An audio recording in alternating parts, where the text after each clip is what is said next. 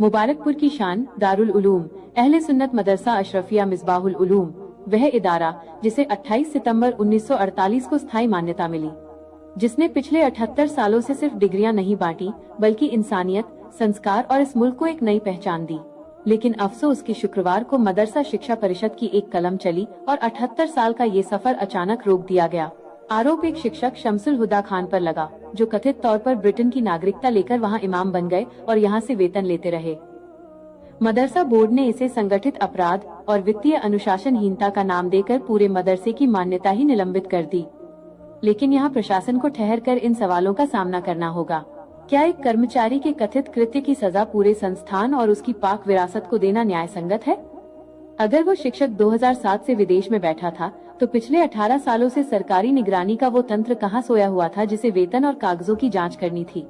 क्या सरकारी अनुदान पाने वाली संस्था में पाई पाई का हिसाब रखने वाले विभागीय अफसर इस चूक के लिए बराबर के जिम्मेदार नहीं हैं?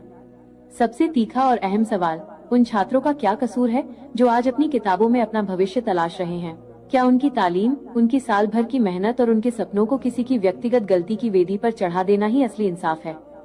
अगर मामला इतना ही गंभीर था, तो क्या सजा से पहले एक निष्पक्ष जांच और सुधार का मौका देना जरूरी नहीं था? क्या सीधे फांसी की सजा सुना देना ही समाधान है? याद रहे, मदरसा अशरफिया कोई रातों रात खड़ा हुआ ढांचा नहीं है। यह 78 साल का विश्वास है। यहाँ से निकले छात्र आज दुनिया के कोने कोने में अपनी काबिलियत का लोहा मनवा रहे हैं।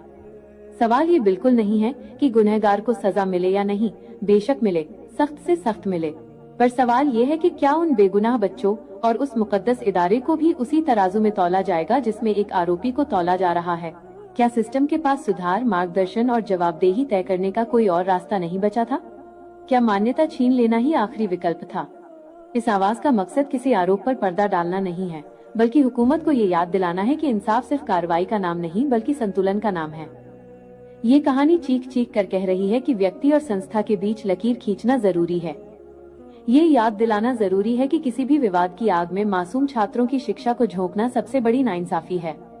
आजमगढ़ से उठी ये आवाज पूरे सिस्टम को आईना दिखा रही है। फैसला चाहे जो हो, वो सिर्फ फाइलों के नियमों पर नहीं बल्कि समाज की उम्मीदों, बच्चों के भविष्य और इंसाफ की रूह पर खरा उतरना चाहिए। क्योंकि आज दांव पर सिर्फ एक मदरसा नहीं है, आज दांव पर हमारी पूरी व्यवस्था की नीयत और समझ है।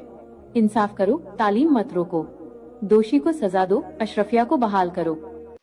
MSUP आजमगढ़ न्यूज के चैनल को सब्सक्राइब जरूर करें और घंटी को जरूर दबाएं ताकि हमारी सभी खबरें आप तक पहुंचती रहे। और इस वीडियो को हमारे फेसबुक पेज पर देख रहे हैं तो फेसबुक पेज को भी फॉलो करें।